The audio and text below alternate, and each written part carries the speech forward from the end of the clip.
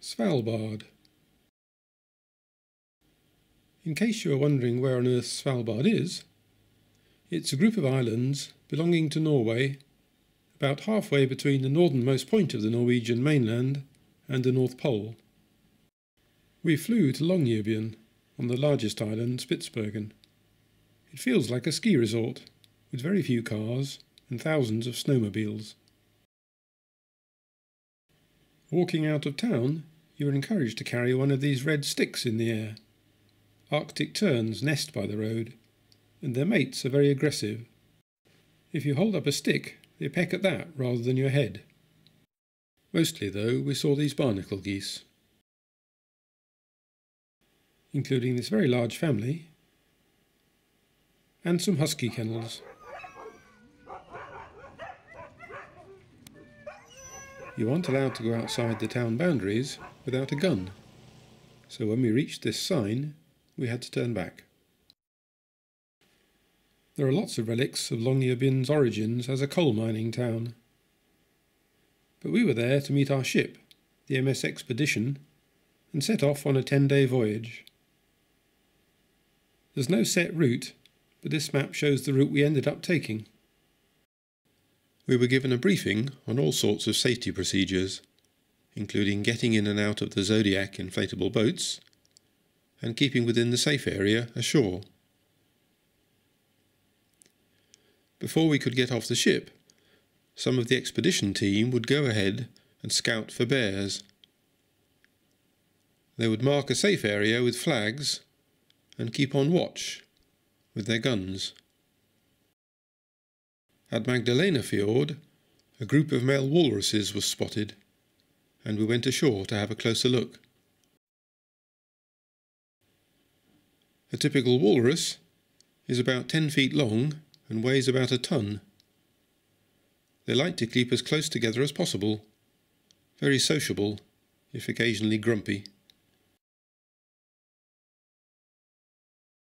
On our departure from Magdalenefjord, whilst making our way further north, our first polar bear was spotted, some distance away. The next morning we had a good view of a blue whale, the largest creature that has ever lived, growing up to 100 feet long and weighing up to 150 tons.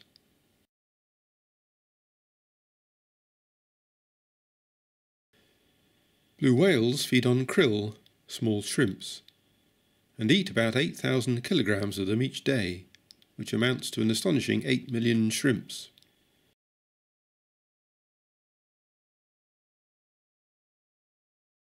We had travelled north overnight to the edge of the ice cap, the main aim being to find a polar bear. Our ship had an ice-hardened hull, so can safely travel through loose ice, and it was a wonderful experience.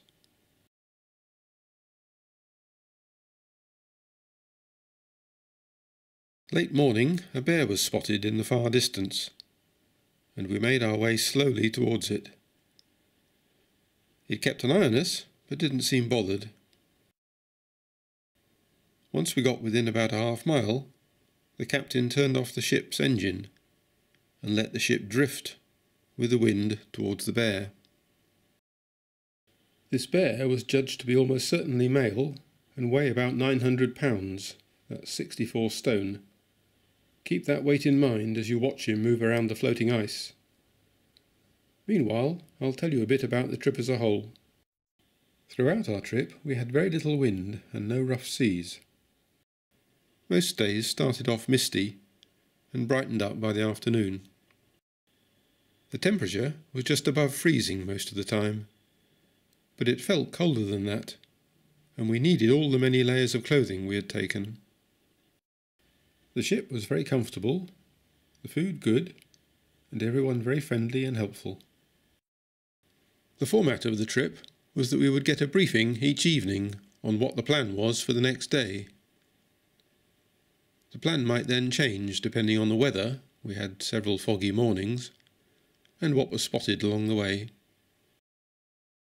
During quiet periods, we had lectures about the local flora and fauna and history.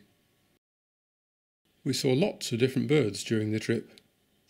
As well as those shown in this video, we saw little auks, fulmars, eiders, snow buntings, ivory gulls, great skuas, and parasitic jaegers.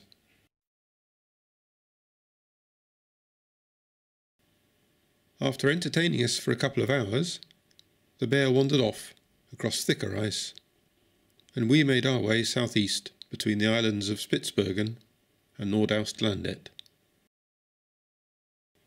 Getting off the ship involved going down to what they called the mud room, putting on waterproof trousers and boots and a life jacket, and boarding a Zodiac. Getting in and out of the Zodiacs was generally pretty easy, as the sea was calm. At Torelneset, on the island of Nordaustlandet, we were able to walk around quite a large area, protected as ever by our armed guards.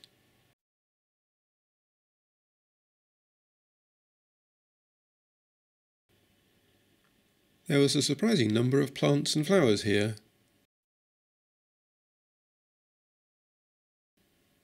But walruses were the main attraction. Their tusks grow throughout their life, so as long as they don't get broken, the longer the tusks, the older the walrus.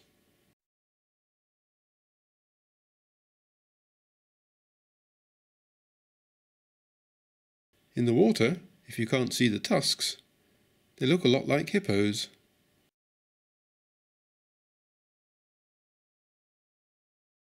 In some places where it was impossible to go ashore, we would go out in the Zodiacs to get up closer than the ship could go. And at Alkefjellet, we did a Zodiac cruise to see some bird cliffs. These cliffs are home to about 60,000 pairs of Brunich's guillemots, plus thousands of kittiwakes and assorted types of gulls.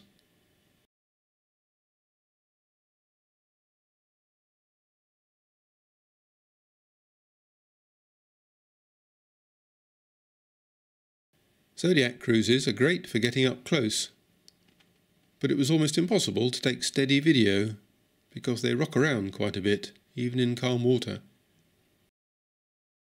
We saw very few seals, but if you don't blink, you're about to see a bearded seal.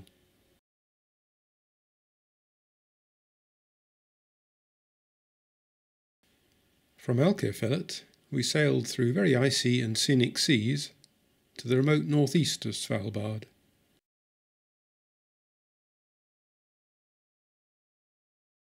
Passing these playful walruses,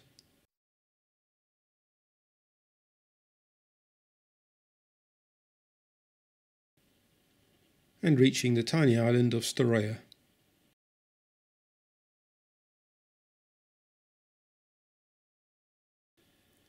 We went out on a Zodiac and landed on this largish lump of ice for a walk around. While our Zodiac was close to the shore of the island, a lady in another Zodiac dropped her waterproof camera in the sea. Although only 5 foot below the surface and clearly visible, it was quite a performance retrieving it.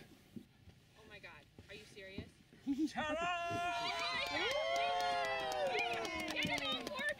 That evening, there was a barbecue dinner on the open deck, although we and quite a few others chose to eat inside.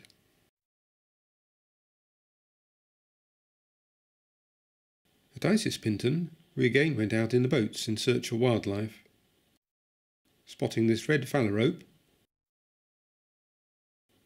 and a young malnourished polar bear swimming to shore that I couldn't film properly from the Zodiac.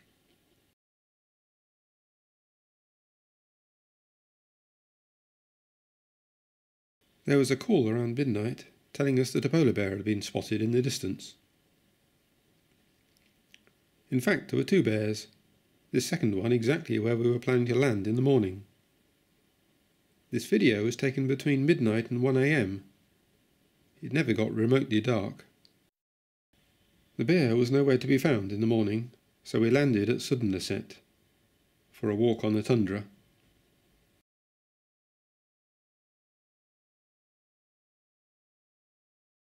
There were quite a few reindeer antlers about. These are fur balls, sicked up by a polar bear after eating a reindeer. Because of the layer of permafrost below the surface, there's no drainage and the ground is quite spongy and boggy. Towards the end of our walk, we came across these reindeer with quite impressive antlers. We then returned to the ship for lunch, while it moved a short distance to Diskobukta. From the shore, we walked past huge whale bones to a canyon that is home to tens of thousands of black-legged kittiwakes. It's a really impressive setting, and the noise from all the birds was tremendous.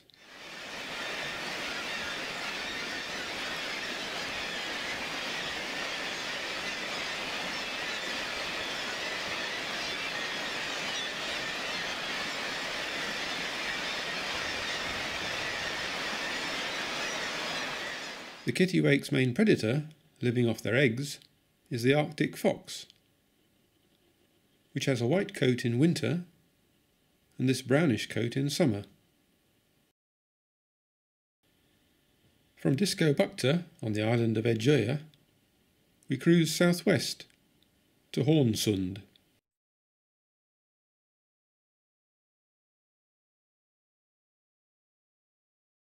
A fjord at the southern tip of Spitsbergen, Hornsund had the most spectacular mountain scenery we saw in Svalbard.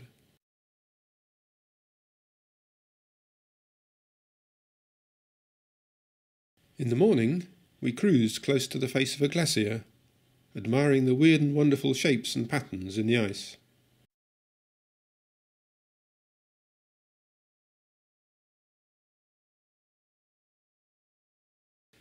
In the afternoon, we went ashore at the edge of this glacier.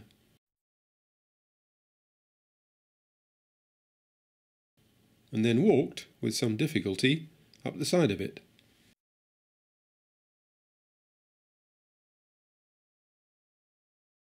It was a bit of a struggle, but well worth it for the views at the top.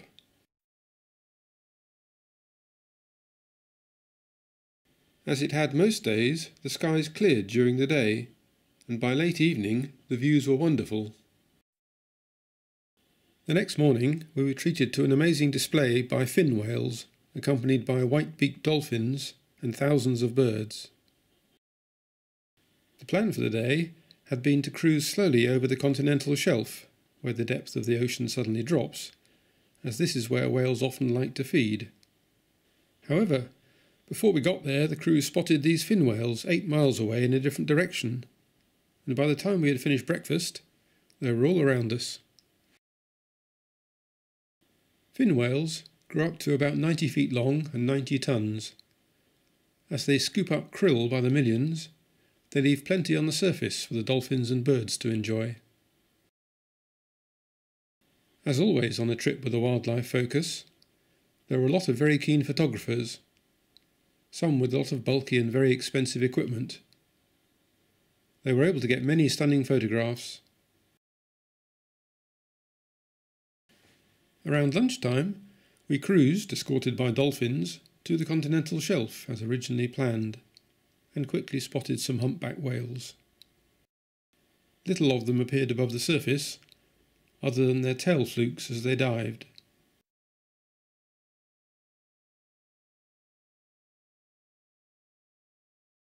And later on we spotted a sperm whale,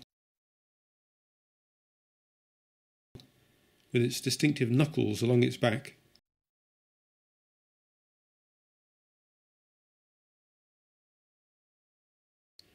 And a black tail fluke. We spent our final day cruising within Isfjorden, the fjord where Longyearbyen is situated. In the morning, we did a zodiac cruise along some cliffs.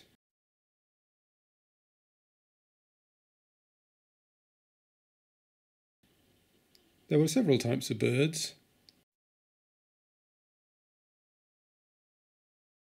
but the main attraction here was puffins. Elsewhere, puffins often nest in burrows, but here, with little soil, they use rock crevices.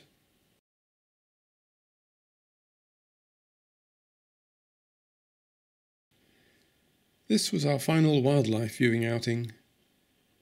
We returned to the ship for lunch, and for our final afternoon, something completely different.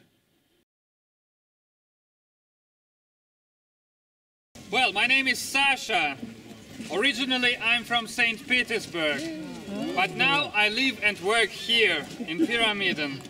So Russians came here and slowly started developing the coal mining infrastructure. Starting from 1956, Pyramiden was constantly increasing in size. And people who lived in Pyramiden, they were really happy to be here, because Pyramiden has always been open for foreign tourists to visit it. So it was a kind of remote outpost of communism in capitalistic Europe. And of course, Soviet government was interested in keeping this place in very, very good conditions, just to show the world that communism is better. The economical situation in Russia became terrible in 1990s. So government had no money even to pay salary to those who lived here. And finally, in 1998, the decision was made to close down the settlement, to close down the mine, and to send all the people back to Russia. We rounded off the fascinating visit to Pyramiden with a glass of vodka, before a final night on our ship and then home. It was one of our best ever holidays.